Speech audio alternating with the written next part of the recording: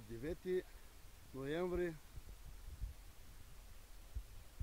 2013 година за първи ден откривам лова на бекас с майстор на спорта Хера и малко заслужил майстор Майк. 5 бекаса видяхме, на 3 стрелях, 2 ударих, като третия малко. Този е жив, затова е вързан с червена каишка, сигнална.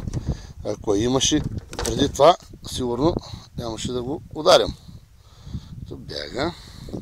Майк, Майк, Майк, дай, Майк, Майк, дай, Майк. Видим този беглец. Еда, мътъмче, брат, седни долу, седни. Седни.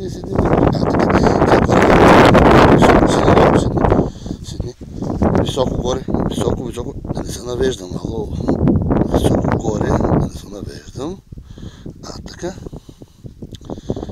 Дай го тук.